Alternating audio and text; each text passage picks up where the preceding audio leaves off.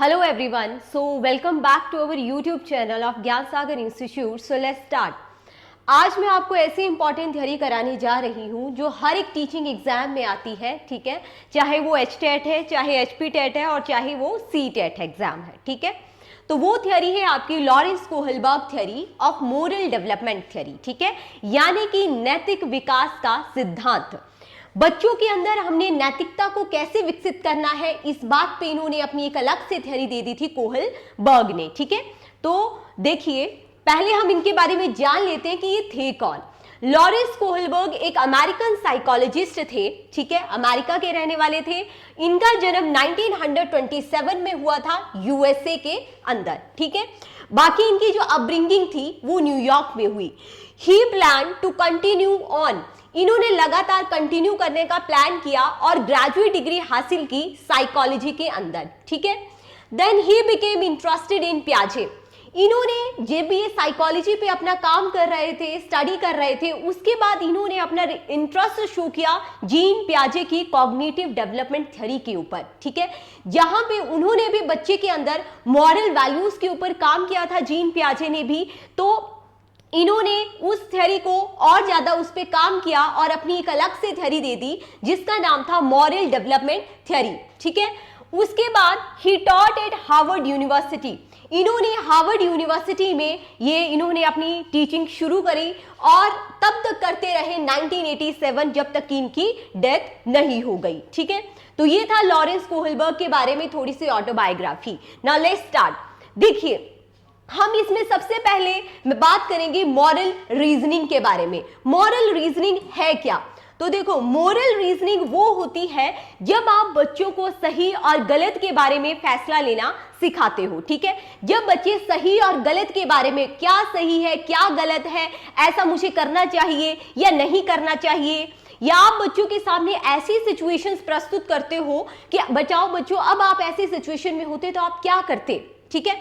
तो उस सिचुएशन में जो बच्चा आंसर करता है सही और गलत में, जो डिसीजन लेता है, उसको बोलते हैं मॉरल रीजनिंग करना, ठीक है. तो ये था मॉरल रीजनिंग के बारे में. एक आप पढ़ोगे मॉरल डायलेमा के बारे में, या जिसको बोलते हैं हिंज डायलेमा. इन्होंने अपनी थ्योरी में हिंज डायलेमा कौन था, एक काम किया, एक रिसर्च किया एक हिंज नाम के व्यक्ति के ऊपर, ठीक है. सो कोहलबर्ग ने क्या किया, एक हिंज नाम का व्यक्ति था, ठीक है, वो उसकी जो वाइफ थी वो बहुत ज्यादा क्या थी, बीमार थी, ठीक है. तो हिंज बहुत ज्यादा गरीब फैमिली से बिलोंग करता था, तो उसके पास पैसे नहीं थे दवाई वो खरीद पाए केमिस्ट की शॉप पे जाके, ठीक है. तो या तो वो, उसके मन में ये था कि या तो मैं केमिस्ट की शॉप पे जाकर के उस दवाई को लेकर के आऊं, क्योंकि पैसे नहीं है तो चोरी करके लाना पड़ेगा, तब जाके उसकी वाइफ की जान बचेगी, या तो अगर मैं नहीं लेके आया तो मदर की क्या, उसकी वाइफ की क्या जाएगी, जान चली जाएगी, ठीक है. तो अब वो सही और गलत में क्या फैसला लेगा, ये है मॉरल रीजनिंग. और डायलेमा वर्ड का मतलब क्या होता है बच्चों, दुविधा. डायलेमा वर्ड का मतलब है दुविधा. अब वो इस दुविधा में है कि अगर वो चोरी करा तो उसको पनिशमेंट मिलेगी, जेल के रूप में उसको जाना पड़ेगा, और अगर उसने चोरी नहीं की तो फिर उसकी वाइफ की जान जा सकती है. तो उसने क्या किया, चोरी करना पसंद किया, यानी कि उसको चोरी करनी पड़ी ताकि मैं अपनी वाइफ की जान बचा सकूं, ठीक है. तो इसको बोलते हैं हिंज डायलेमा के नाम से ये फेमस हो गया, या इसको मॉरल डायलेमा बोल देते हैं, ठीक है. तो ये था इसके बारे में. नेक्स्ट, लॉरेंस कोहलबर्ग ने अपनी इस थ्योरी में 3 लेवल्स की बात की है और 6 स्टेजेस दी हैं. क्या दिए हैं, 3 लेवल दिए हैं, और 3 लेवल्स की टोटल 2-2 स्टेजेस हैं, जो कि टोटल बन गई आपकी 6 स्टेजेस, ठीक है. तो सबसे पहले शुरू करते हैं हम लोग फर्स्ट लेवल, जिस लेवल का नाम है pre conventional level. First level क्या है, प्री कन्वेंशनल लेवल. ये होता है बच्चों आपका मैक्सिमम अप टू 10 या 9 इयर्स के बच्चों के लिए, ठीक है. 9 से 10 साल तक के बच्चों के लिए तक ये जो है वो रहता है. तो प्री कन्वेंशनल लेवल में आती है सबसे पहली स्टेज 1, जिसको बोलते हैं ऑबिडेंस एंड पनिशमेंट स्टेज, ठीक है. ऑबिडेंस एंड पनिशमेंट का मतलब है, देखो आपने भी देखा होगा कि जो 9 या 10 साल तक के बच्चे होते हैं, ये बहुत ज्यादा क्या है कि बहुत दूसरों के लिए मॉरलिटी तो शो करते हैं, नैतिक मूल्यों का तो मूल्य तो शो करते हैं, लेकिन पनिशमेंट के डर से, यानी कि दंड के डर से, ठीक है। आज्ञाकारिता शो कर रहे हैं लेकिन दंड के डर से। जैसे कि एग्जाम्पल के रूप में आपको बताऊं, जैसे हम बच्चों को बताते हैं कि मंदिर में नहीं जाना है, क्योंकि उसको पता है मंदिर में शूज पहन के जाएंगे तो मदर से क्या पड़ेगी, पनिशमेंट मिलेगी, बड़ों से उसको डांट पड़ेगी, तो वो चीजें आ जाती हैं इसमें, ठीक है। मतलब इसने आज्ञाकारी तो शो किया लेकिन दंड के डर से, मतलब इसको नैतिकता का अंदर से मालूम नहीं है लेकिन ये दंड के डर से कर रहा है। फिर आता है स्टेज नंबर 2, जिसको बोलते हैं इंडिविजुअलिज्म एंड एक्सचेंज या इंस्ट्रूमेंटल पर्पस स्टेज, या फिर इसको बोलते हैं टिट फॉर टैट स्टेज। क्यों बोलते हैं, देखो आपने देखा होगा छोटे बच्चे कैसे होते हैं कि जैसे मानो मैंने किसी की छोटे बच्चा है, किसी ने अपनी क्लास के किसी दोस्त की पेंसिल तोड़ दी, ठीक है, ये पेंसिल तोड़ दी, अब वो क्या करेगा, मैंने भी तेरी पेंसिल तोड़ देनी है, उसने भी तोड़ दी उसकी पेंसिल, मैंने तेरा खिलौना लिया, वो गलती से टूट गया, उसने भी क्या किया, उसका खिलौना तोड़ दिया। मतलब क्या है ये, टिट फॉर टैट स्टेज, ठीक है। या फिर आज मैंने तेरे को अपना ठीक है, आज तेरे पास पेंसिल नहीं है, मैंने तुझे पेंसिल दे दी, अब कल तू भी मुझे पेंसिल शेयर करेगा क्योंकि मैंने भी तुझे उस दिन ये पेंसिल शेयर की थी, या कोई भी एग्जाम्पल ले सकते हो। तो इसीलिए इसको बोलते हैं इंडिविजुअलिज्म एंड एक्सचेंज, मतलब मैंने अगर तेरे लिए किया तो बदले में मैंने भी उसके लिए अवार्ड की या रिवॉर्ड की अपेक्षा रखी, इसको बोलते हैं टिट फॉर टैट स्टेज, ठीक है। अब आते हैं नेक्स्ट लेवल पे, मूव करते हैं, जिसको बोलते हैं लेवल नंबर 2, यानी कि conventional level of morality. Conventional level of morality 10 से 15 या 13 साल तक के बच्चों के लिए देखी जाती है। इसमें सबसे पहले आएगी स्टेज नंबर 3, जिसको बोलते हैं good girl and good boy stage.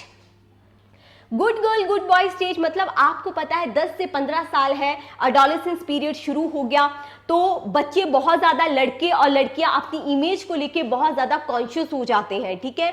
यानी कि इनको हर चीज पे टाइम से पहुंचना है, अगर टेस्ट पे अगर वो मार्क्स बहुत अच्छे लेते हैं तो उन्हें वो रहेगा कि मैं हमेशा मार्क्स जो है वो अच्छे ही लेता रहूं ताकि मुझे कोई पॉइंट आउट ना कर पाए, तो ये अपनी इमेज को लेके कॉन्शियस होते हैं, लड़के भी और लड़कियां भी। उसके बाद आती है आपके पास stage number 4, that is maintaining social order.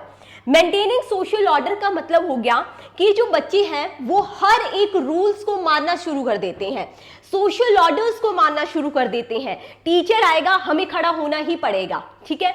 अगर ऐसा चीज करना गलत है तो हमें पता है गलत है, स्कूल में ड्रेस कोड है, यूनिफॉर्म है, हमें उसको पहन के ही जाना पड़ता है। मतलब हर एक समाज के जितने भी कानून हैं उनको मानना ये लोग शुरू कर देते हैं, ठीक है। ये थी stage number 4, maintaining social order, ठीक है। तो ये किस में पढ़ा हमने, कन्वेंशनल लेवल के ऊपर। अब चलते हैं नेक्स्ट, आपका कौन सा, लेवल नंबर 3, जिसको बोलते हैं post conventional level of morality. Post conventional level of morality यानी कि यहां पे अडल्टहुड पीरियड शुरू हो गया है, तो मतलब आता है stage number 4, social contract and individual rights. बोलने का मतलब है social contract and individual rights का मतलब हो गया कि जैसे मानो ग्रीन सिग्नल है, पता है कि ग्रीन सिग्नल होगा तो हमने चलना है, रेड सिग्नल आएगा तो हमें स्टॉप होना पड़ेगा, ठीक है। यानी कि जब हम इन रूल्स को, रेगुलेशंस को, समाज के बनाए हुए नियमों को जब हम खुद से एक्सेप्ट करना शुरू कर देते हैं, हमारे पे किसी का प्रेशर नहीं होता, इसलिए इस स्टेज को बोलते हैं social contract and individual rights, ठीक है।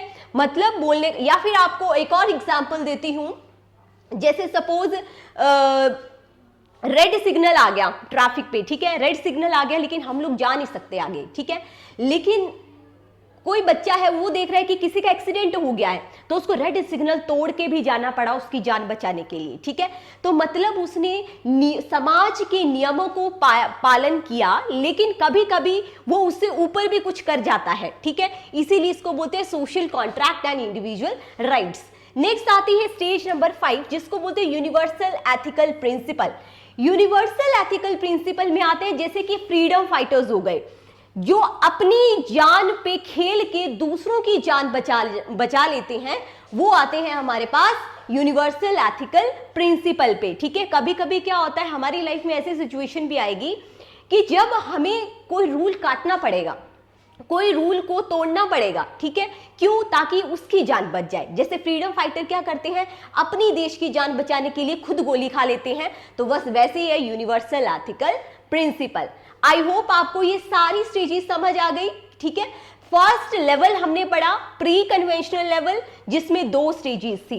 उससे नेक्स्ट हमने कन्वेंशनल लेवल पढ़ा, जिसमें again 2 stages I, and last हमने थर्ड लेवल पढ़ा पोस्ट कन्वेंशनल लेवल, जिसमें अगेन 2 स्टेजेस आई हैं, ठीक है।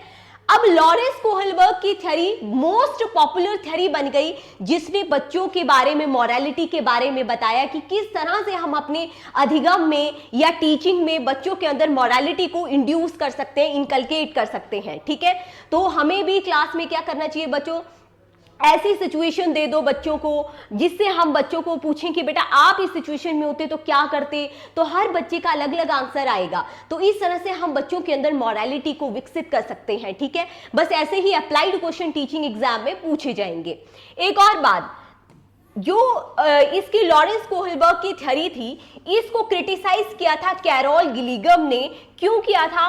क्योंकि इसने सिर्फ फीमेल्स को स्टडी किया, मेल्स को स्टडी नहीं किया था, ठीक है। तो ये भी क्वेश्चन बनता है कि किसने किसकी थ्योरी को क्रिटिसाइज किया, तो कैरोल गिलिगम ने, क्योंकि इसने बोला कि आपने सिर्फ फीमेल्स को स्टडी किया, मेल्स को स्टडी नहीं किया था, ठीक है। So this is all about the Lawrence Kohlberg theory. I hope you like it. Thank you.